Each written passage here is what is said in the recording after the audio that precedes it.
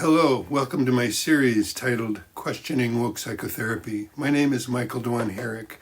I'm a psychotherapist and life coach in private practice in London. I've been working in the field in a variety of capacities since 1980. More recently, from 2012 to 2017, I taught a course titled Diversity for students in an integrative psychotherapy training program in London. As time has gone on, I've become increasingly concerned about how critical social justice theory has impacted the training of therapists. In July of this year, I decided I needed to start speaking out about it.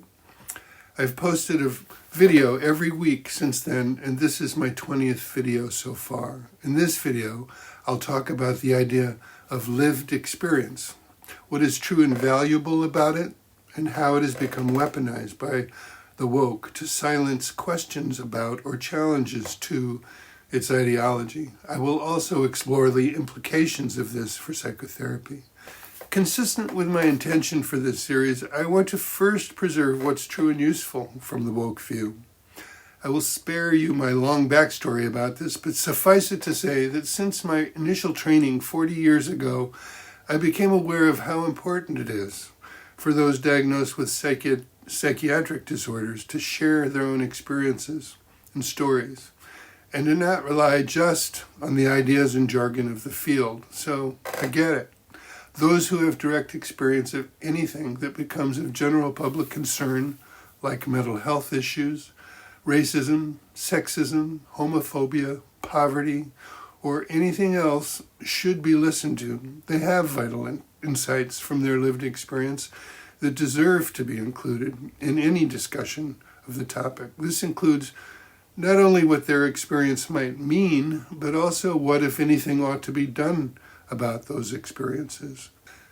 So while I affirm this, critical social justice has taken the idea of lived experience, which it also calls standpoint epistemology, distorted its meaning, absolutized and weaponized it to serve its agenda.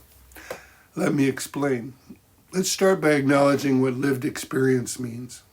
It includes the sum total of a unique individual's subjective knowledge acquired through their personal encounters, interactions, and observations in the context of their lives. It encompasses day-to-day realities, emotions, perceptions, and insights that we gather as we navigate our existence. So things happen. We have feelings and thoughts about them, and we draw conclusions about what these experiences mean. A question we could ask, and psychotherapists often do ask this when they're doing their job, is what assumptions do we make that impact how we interpret any event? How does this impact how we feel about it, and what conclusions we arrive at for what it means? And how does that drive our behavior? Are the assumptions that underpin our feelings valid? Is the insight we draw from our experience true? It might not be. What if it isn't? So while lived experience is potentially of great value, it also might deliver false conclusions that lead to reactions that produce undesirable results. There are many things that impact how we interpret events. Much has to do with our personal history. We learn, for better or worse, from experiences within our family when we're children. We also receive cultural messages about how to interpret our raw experience of events. When it comes to woke, an ideology is provided as a means for interpreting our experience, particularly if we are a member of a group deemed to be oppressed. When this interpretive frame is put on certain kinds of events, they are interpreted as microaggressions. Our emotional reaction will then be primed to follow a certain path. The feeling of hurt or anger can be quite real, even if it is out of proportion to the magnitude or even the reality of the event. However, those feelings arise not simply from the event, but the event coupled with the interpretation about what it means. The overall experience then becomes a confirmation for the initial underlying belief. This then sensitizes us and makes us vigilant for the next possible instance of a microaggression. When this is combined with the belief that microaggressions are evidence of a fundamentally hostile world, that's constructed in a way that's antagonistic to our very existence, well, how could anyone feel about anything but anxiety, fear, anger, resentment, and despair at all times to some degree? This belief will make each possible instance of microaggression incredibly distressing. It could even cultivate paranoia. I'm not saying that microaggressions don't exist or that emotional responses to them are invalid. I'm saying that it's important to inquire into the components that make up our lived experience and examine them. This includes the vigilance or hypervigilance that goes into looking for them in the first place, and the beliefs that frame our interpretations of events that might be microaggressions. This is where I believe woke, informed by critical social justice, falls down. I'll get back to this later, but for now I want to talk about other ways that woke falls down when it comes to lived experience or standpoint epistemology. Firstly, if the whole point of valuing lived experience is to let people speak for themselves instead of having experts and professionals tell them what to make of their experience, then woke doesn't take its own advice. It is decided that if you are a member of a group deemed to be oppressed, then you are being and you must feel oppressed. Every instance of your interactions with members of the oppressing group are considered to be inevitably fraught with some form of aggression, no matter how micro. If you're a person of color and you claim not to be or feel oppressed, then you are mistaken. You have internalized white supremacy and are now an Oreo or a coconut or an Uncle Tom. If you report something consistent with the woke narrative, then your lived experience is valid. Your anecdotal lived experience then becomes evidence and proof of their grand narrative. If you're from a privileged group, then you are an oppressor. If you don't think or feel or see yourself acting in a bigoted or aggressive way, then you're wrong. You have unconscious bias and are simply unaware of the many unconscious ways that you oppress others in your daily life. Your lived experience doesn't count. In fact, it won't be asked for. Your denial itself is yet another instance of a microaggression and ultimately your white supremacy. Their expert analysis trumps your lived experience every time, unless it confirms their belief.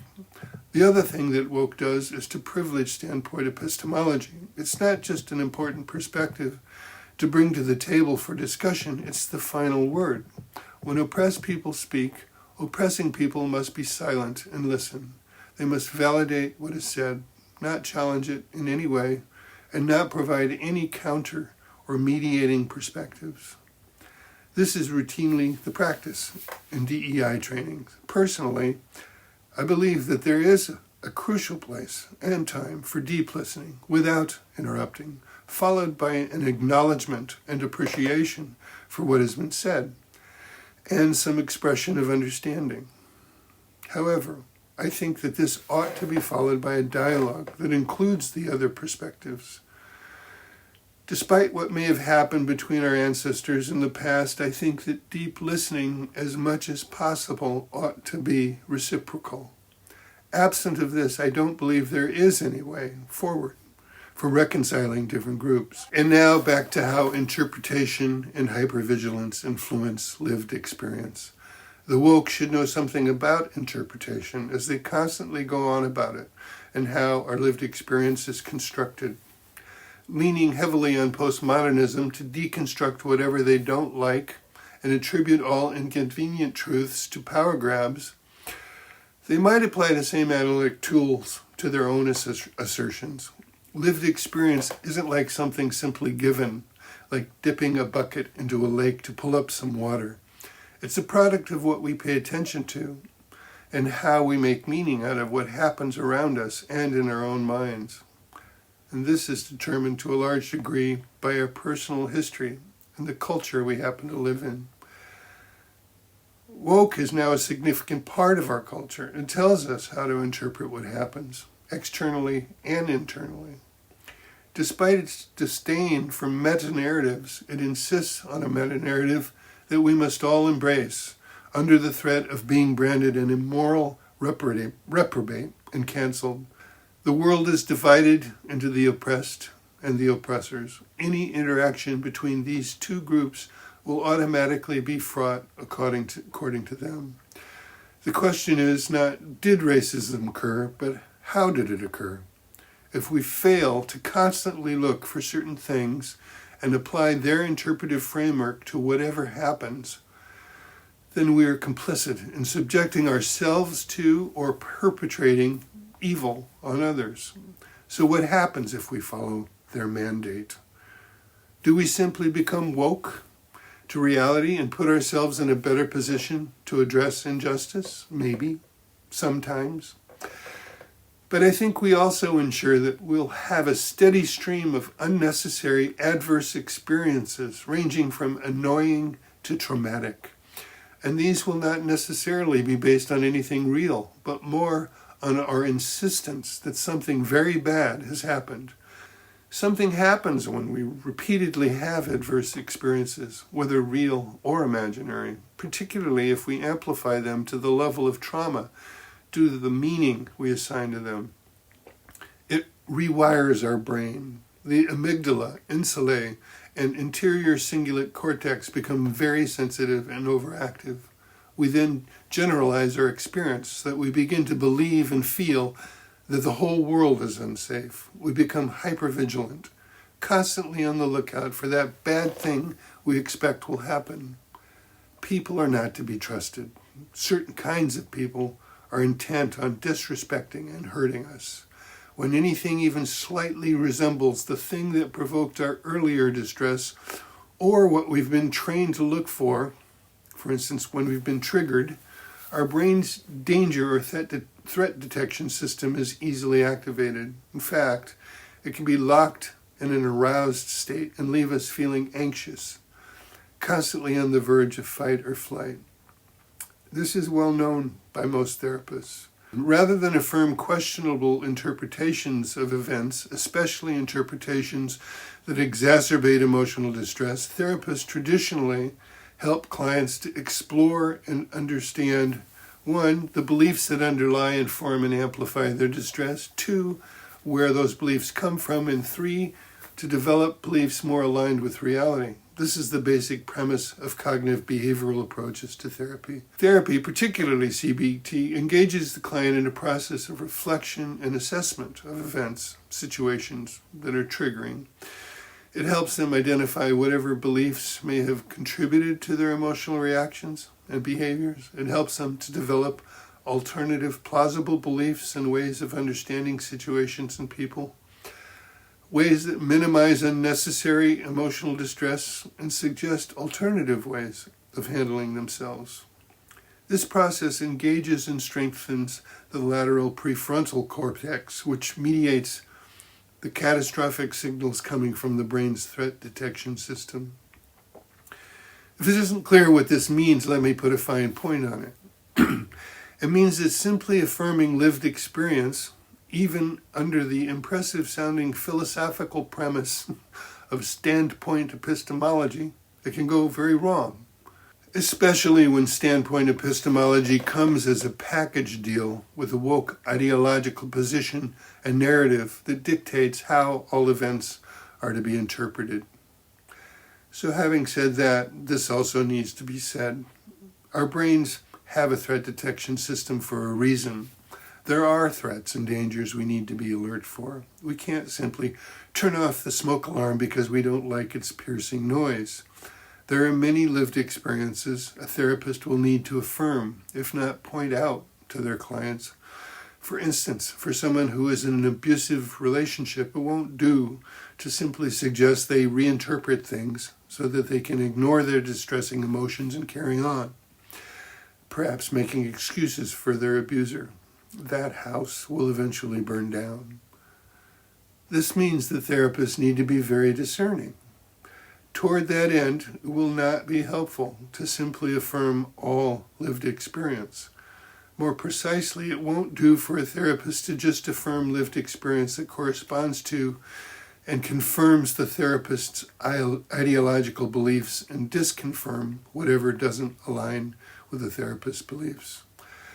Whether addressing an external event, an exchange with another person, or an internal feeling state, the therapist should help the client to explore different possibilities for understanding what it means and what, if anything, they might do in response. Also, to help the client become more aware of how their beliefs influence their emotional responses to events. Does their experience mean that they should go on a crusade to get someone fired from their job because they committed a microaggression? Does it mean that they should go on puberty blockers or have surgery because they feel internally more like the other gender? Does it mean that they should riot in the streets? Does it mean that they should tear down Western civilization?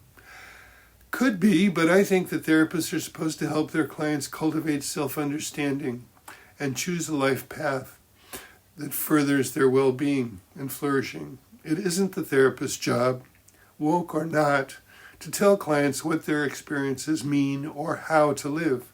But it is our job to support clients at arriving at their own well-considered and informed conclusions, sometimes by challenging the veracity of their lived experiences. In addition to pausing to reflect on the beliefs that give rise to certain emotional reactions in certain situations, it's also helpful to look for and be curious about exceptions to the problem. In other words, whether considering an individual or a group, what other experiences has the client had? Does this person or this group sometimes display respect, courtesy, kindness, generosity, warmth, and so on? Is it accurate or fair or useful to reduce a person or a group to a handful of instances when one felt improperly treated? I would say no. Reducing people to good or bad actually is a feature of borderline personality disorder, not something for a therapist to encourage. In case you're agreeing with me and perhaps rooting me on, I think this also needs to be said. Dismissing the idea of microaggressions altogether based on the belief that they just aren't a thing also misses the point. In some circumstances, the interpretation of something being a microaggression might be accurate. A therapist should be open to this possibility and be prepared to affirm it. Being a therapist isn't easy, but no one said it was. It requires great discernment, endless curiosity, and considerable skillful means in order to respond in a helpful way to the very real, unique person in front of us and the complexity of their lives and relationships. Ideas and theories can be useful, but I believe they should be held lightly and only suggest possibilities, not ironclad rules about what things mean and what should be done about them. Reported lived experience can provide a vital perspective when trying to understand anyone, particularly for therapists trying to understand their clients. However, it needs to be unpacked. It might be based on false assumptions, a skewed narrative, a cognitive bias, or a rigid ideological system. It feels true to the person reporting their experience, and this should be acknowledged. But for a therapist who has a responsibility to be helpful and facilitate their client's well-being and development, automatically affirming the truth of all conclusions based on lived experience turns out not to be helpful. In fact, it can be harmful. Well, that's it for now. If you like this video, please give it a like, subscribe to my channel, click the bell for notifications. Please leave me a comment and share it with a friend. Until next time, take care of yourself and each other, and I hope you'll join me for my next video. Bye for now.